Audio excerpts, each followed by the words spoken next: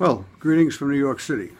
Welcome, class. I'm Professor Kevin Collins, and welcome to Justice 102, Policing in America. And what we're going to really look at is a really overall look at the function of the police organizations, and how the police relate to society in the United States today and in the past. We're kind of going to look over, all the aspects of policing in America, challenges related to policing in America, and it's very important at this time because now more than ever, the police, as well as the whole criminal justice system, but really a focus on the police, is being looked at from a number of angles, from political groups, social groups, community groups, and the media. It's really kind of, the police are under scrutiny more so than they've ever been, even more so than 45 years ago when I sat in Farmingdale State College studying criminal justice, which was right after the turbulent 60s and the riots of the 60s, and the call for police reform and the police reform over those years.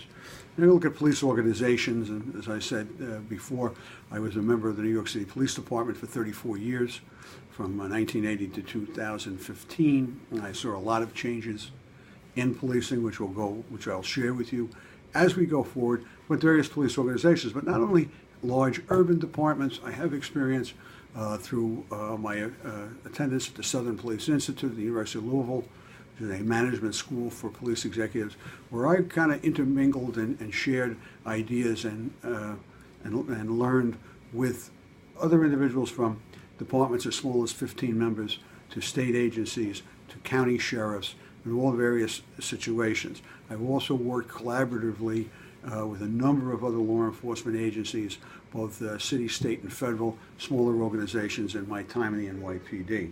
We're going to look at the history of policing in America, and I think I also have some good insight on that, in that my grandfather became a member of the New York City Police Department in 1914 and stayed in the ranks until 1952, 38 years. My brother was a member of the New York State Police Department from 1967 to 1999, and myself from 1980 to 2000. And policing has changed a lot in that 100 years, but also a lot of it stayed the same. If my grandfather walked into the Midtown South precinct down the block from where I am right now in New York City, a lot of the same procedures for both the patrol and the detectives are in place from when he was in policing through the teens, 20s, 30s, 40s, and the early 50s. We're going to look at the basis of community policing, something that is looked at and used quite often in a number of departments, and that a lot of people really kind of want to embrace, and problem-solving policing, which is another type of organizational structure that's used to look at conditions and problems, both crime, quality of life improvement, traffic, and look at it as the problems and how they address it to solve it. Leadership, we're going to look at leadership.